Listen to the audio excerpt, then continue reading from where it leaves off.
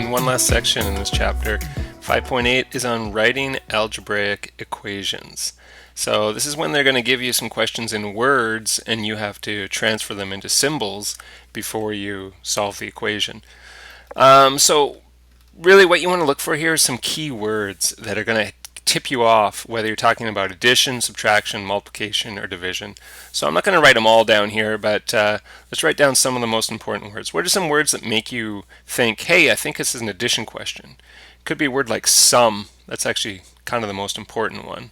I'll write that one in a different color. So sum, total, maybe together, plus, and maybe 5 and 6 makes 11. Of course, add. I'm not going to write that one down. Okay, I'll see if I can think of a few more. Subtraction. When you're talking about a subtraction question, you're looking for a difference. So that's kind of the key math word one. But what are some other words that suggest difference or subtraction? Minus, less, take away, maybe below. Okay, that's the idea there. Multiplication, we're looking for a product. And some words that would suggest that are, well, obviously times, of, especially when we're talking about fractions. Of often means multiplication. Maybe groups. How about twice? Twice means 2 times, or triple. Triple means 3 times. Okay, and then division, we're looking for an answer, and for division, we're looking for a quotient. And this is tough, but it could be, again, it could be groups. Groups can also mean division. Half, or a quarter, or a third, all these fraction sort of words, right? If you're taking half of something, you're dividing by 2. If you're taking a third of something, you're dividing by 3. Goes into, I suppose. Okay, now I haven't written down all the words. I could probably spend another 5 minutes here thinking of more. I probably should have done it before the video here, but feel free to add your own words. But when you have these groups of words, it really helps you when you're doing the questions that we're going to do next. So we're going to look at expressions and equations. So expressions are when you have a number or a variable, right, a letter, or it could be a combination of numbers and variables. And you have operation symbols. Operation symbols are like add, subtract, multiply, divide, square, square root, all those sorts of things. So with an expression, there's nothing to solve. You can simplify them, but you can't solve them.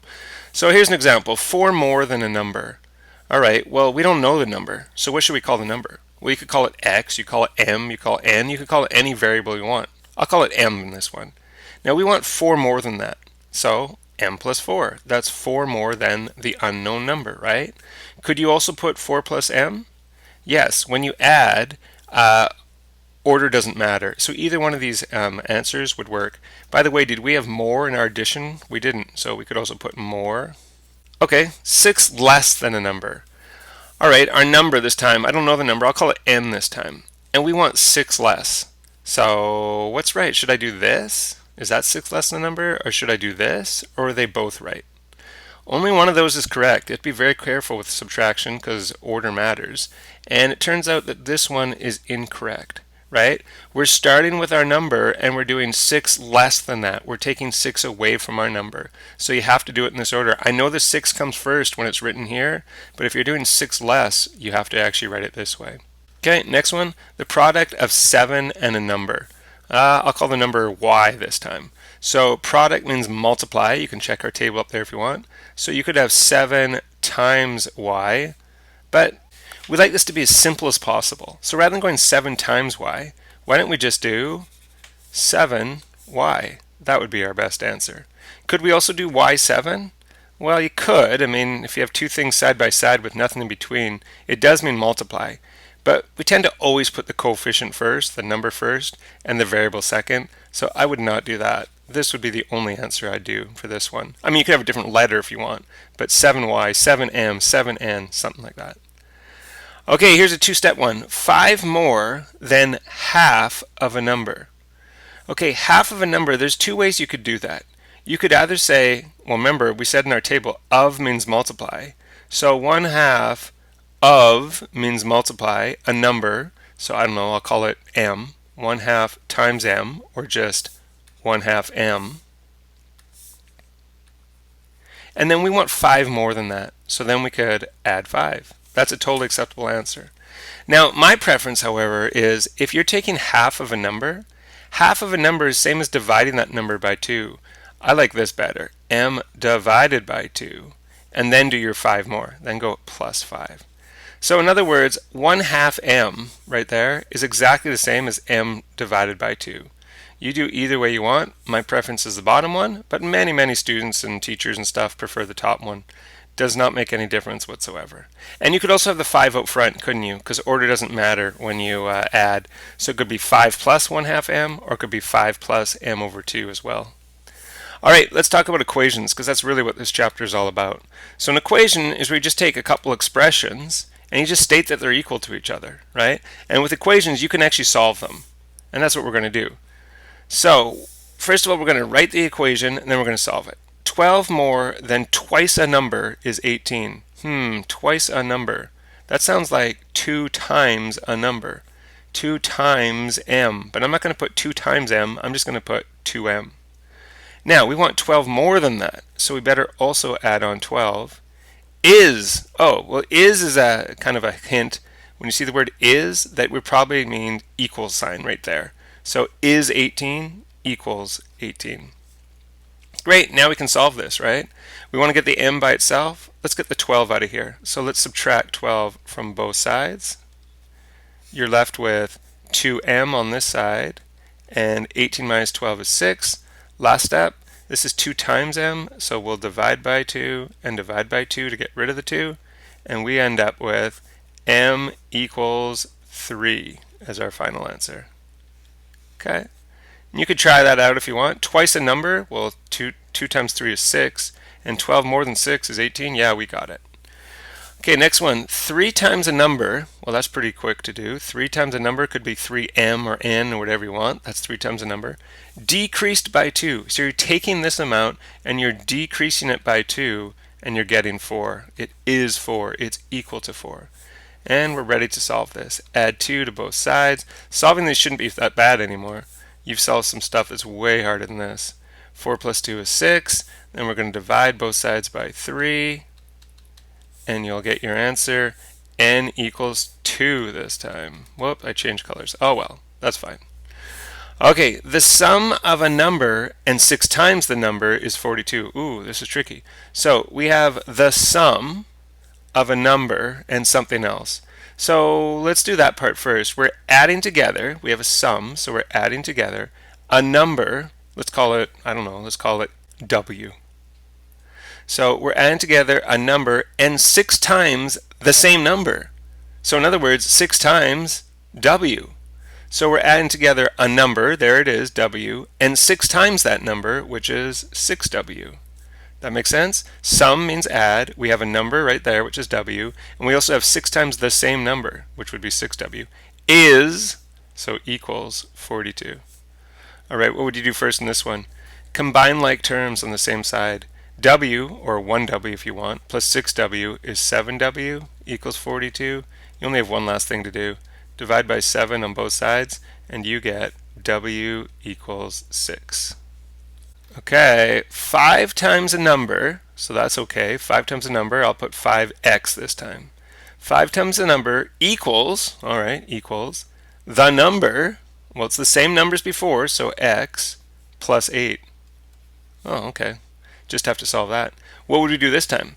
Get all the x's to one side, right? This is 1x here, so why don't we subtract 1x, the smaller amount, from both sides. So you end up with 4x equals 8.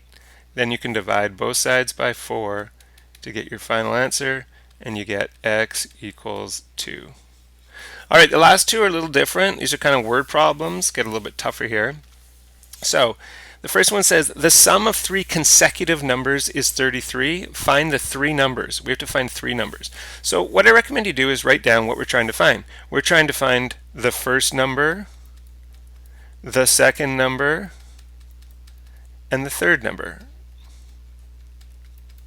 Okay, so we don't know any of them. So what do you want to call the first one? Well, let's call it X, or whatever letter you want. I'll put X. Now, The sum of three consecutive numbers. What does that mean, consecutive numbers? Well, that's numbers that are in a row, right? Like 11, 12, 13, or 19, 20, 21. Now, I don't know any of the numbers, but if I call the first one x, what do I do to get to the next number, right? What do I do to get from 11 to 12 or 19 to 20? We have to add 1. So the next one would be start at x and add 1.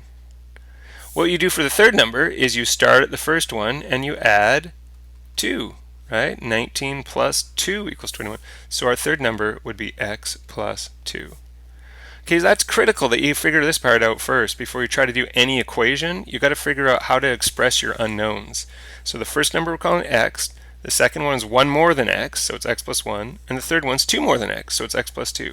And it says the sum, remember sum means add, of all three is equal to, it is, or it's equal to 33. In other words, the first one, which is x, plus the second one, which is x plus 1, plus the third one, which is x plus 2, all adds together to give 33. And this is what we need to solve. All right, we've got lots of x's on this side we can combine. X, x, and x makes 3x. We also have a 1 and 2 on this side. Add those, you get 3. And we're really home free, aren't we? Subtract 3 from both sides. 3x equals 33 minus 3 is 30. Last step is to divide by 3. And we get x equals 10. Now be careful. What are we trying to find? We're trying to find three numbers. So what's this? Well, this is what x is. And look, we said right here, the first number is x. So the first number is 10. How do we get the second number? 10 plus 1, it's 11. How do we get the third one? 10 plus 2, it's 12. There's our three numbers, 10, 11, 12. Whoops, 10, 11, 12. Do they add to 33? 10 plus 11 is 21, plus 12 is 33. Yeah, we have this right. All right. Next one, last one. A husband is 2 years older than the wife, and their son is half the age of the mother. If the sum of all three ages is 97, how old is the son? So we have three things here. We have the age of the husband, the wife, and the child, or son, I guess. Okay, now one of them we're going to call x. Which one would be best to call x? Well, I see here their son is half the age of the mom. I think it's going to be easiest if we call the mom, the wife, call her x. Okay, now the husband's 2 years older than the wife, 2 years more than the x, so the husband is x plus 2. And the son is half the age of the mom. So if the mom's x and the son's half as much, what would we do to x to get the son's age? We would divide it by 2. Or you could put 1/2 x if you want. I prefer doing it like this. I think it's easier to solve the equations if we have it like this. Okay, now the sum is 97. So when we add all three of these things together, we get 97. So we're going to add together x plus 2 plus x over 2, and we get 97. Oh, look at this 2 right here. I really would rather not have any fractions. Do you want to get rid of the fractions? How do we do that? Multiply every term by the lowest common denominator, which is 2. So we're going to multiply by 2, by 2, by 2, by 2, and by 2. And the only canceling that takes place is that this 2 and this 2 cancels, which is perfect. We won't have any more fractions. So we have 2x, 2 times 2, sorry, is 4. Another 2x, just an x here. And 2 times 97 is 194. So let's combine our x's on the side. 2x's, 2x's, 4x, but not 5x plus the 4 equals 194. We're almost there. Subtract 4 from each side. 5x equals 190. And the last step is to divide both sides by 5. If you do that, you will get 38. Now, be careful again. What's the question? The question is, how old is the son? So this x here, this 38, that's how old the wife is. The wife is 38. But that's not what the question's asking. The husband, if you did want to know that, is 38 plus 2. The husband's 40. But that's not what the question asked. The question asked, how old's the son? Well, to get the son, we have to throw this 38 in here, don't we? 38 divided by 2, which is 19. The son is 19 years old. Wow, the wife had the child when she was 19 years old. Young mom, young dad too, he was only 21. regardless of all that, there you go. There's your answers. These last two are tough, aren't they? So we'll do some extra practice on those in class. Hope it makes sense, and let me know if you need help. Bye-bye.